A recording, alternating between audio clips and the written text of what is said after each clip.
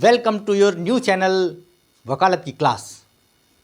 मैं विकास कुमार पांडे एडवोकेट आप लोगों के सामने एक नया लेक्चर लेकर के आया हूं जो हमारे प्रैक्टिस के पॉइंट ऑफ व्यू से बहुत ही इम्पॉर्टेंट है।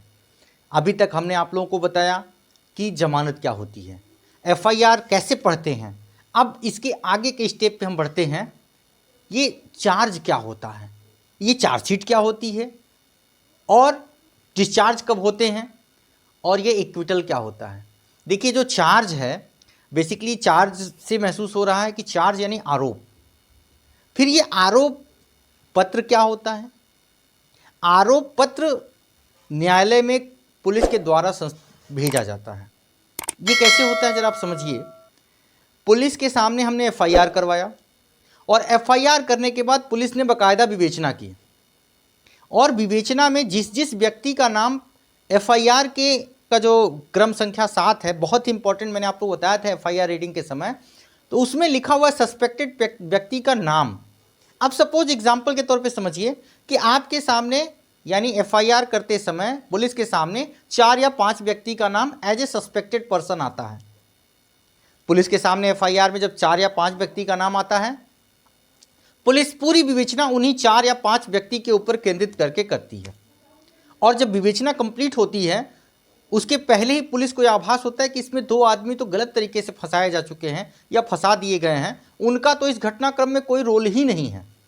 उनका नाम पुलिस विवेचना से निकाल देती है और आरोप पत्र प्रेषित करती है महज 3 व्यक्तियों के खिलाफ, ABC मान लीजिए।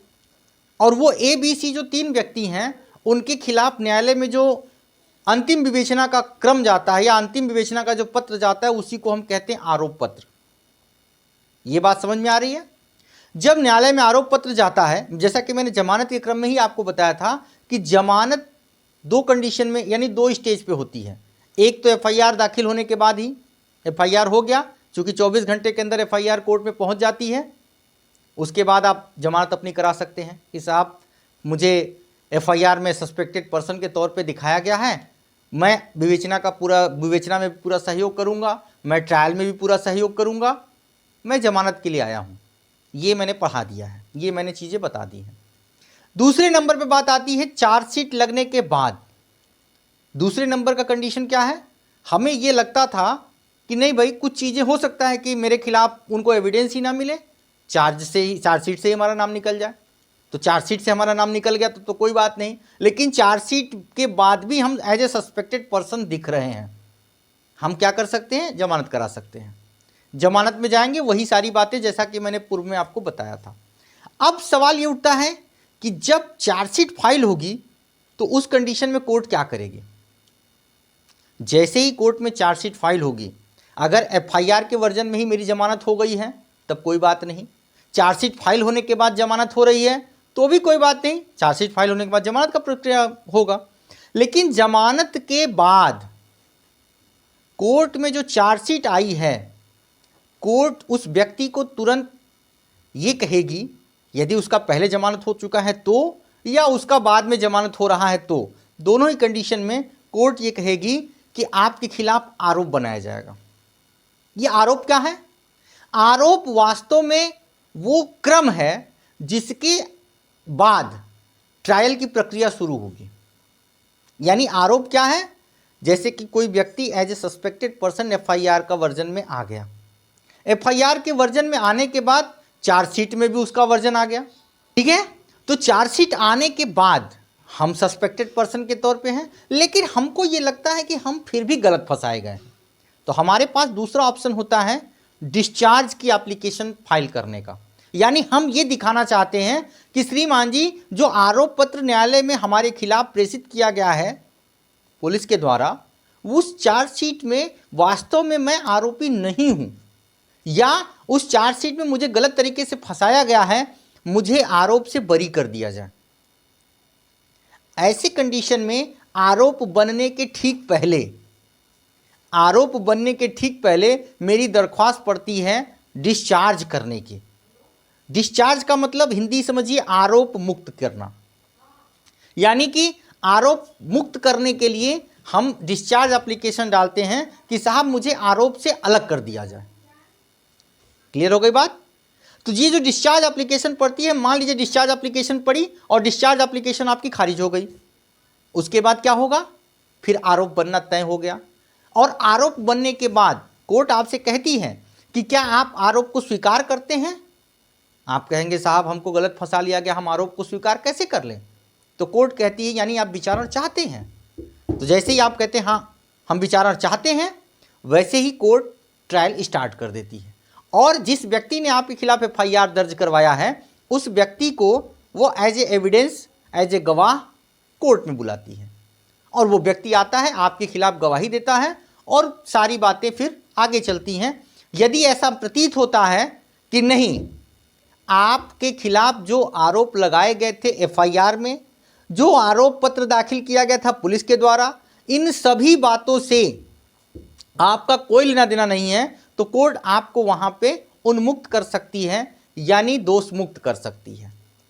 देखिए, उन्मोचन या डिस्चार्ज या दोष मुक्ति, ये दोनों अलग अलग चीजें हैं। ये एकदम बिल्कुल बारीकी से समझिएगा।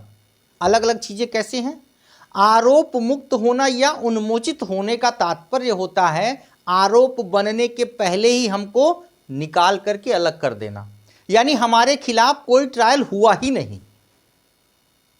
और दोष मुक्ति का मतलब होता है कि बकायदा हमने पूरे ट्रायल को फेस किया, उसके बाद हम दोष मुक्त कर दिए गए, यानी हमारे खिलाफ जो आरोप लगाया गया था वो सिद्ध नहीं हुआ।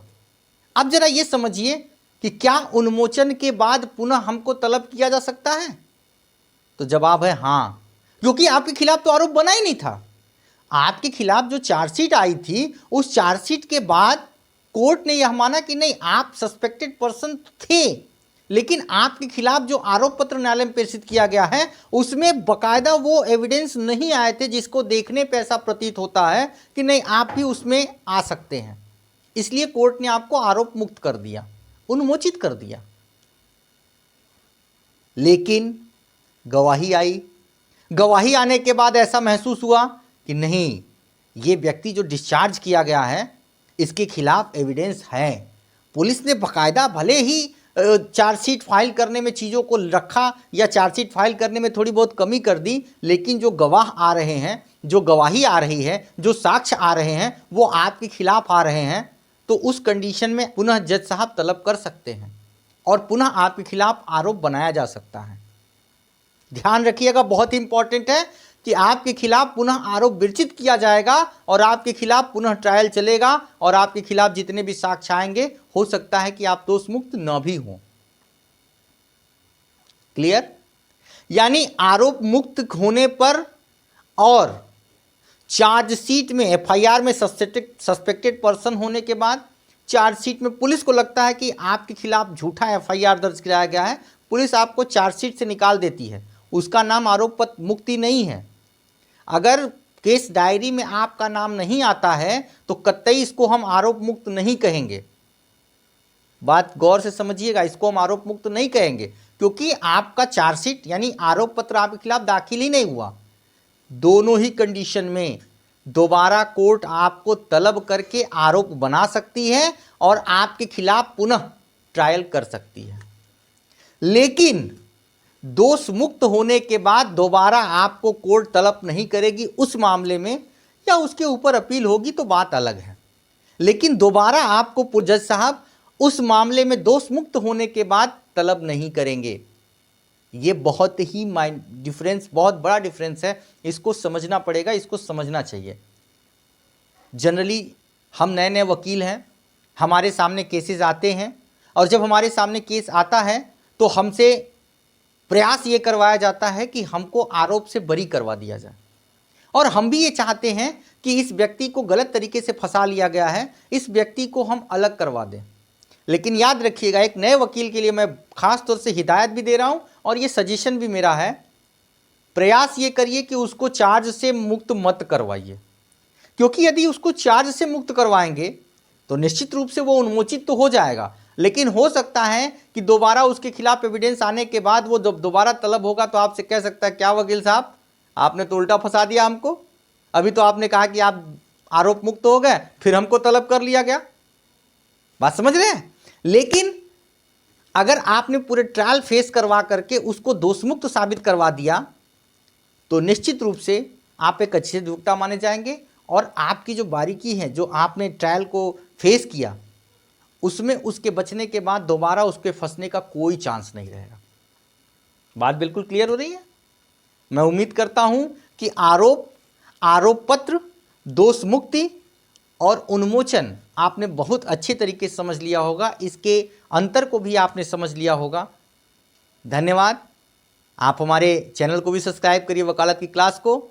और एक चैनल मेरा और चलता है VPS लॉ क्लासेस, जिसमें मैं सेक्शन की बारीकियों को आपको सिखाता हूं, सेक्शन की बारीकियों से आपको रूबरू कराता हूं कि सेक्शन की रीडिंग कैसे की जाए, सेक्शन क्या चाहता है और उस सेक्शन की इंपॉर्टेंस को। IPC पे अभी हमारा लेक्चर चल रहा है, आप उस चैनल को भी देखिए, VPS लॉ क्लासेस उसका नाम है, आप उसको भी सब्सक्राइब करिए सेक्शन की बारीकियों को जानने के लिए। और वकालत की बारीकियों को जानने के लिए आप वकालत की क्लास में बने रहिए। धन्यवाद।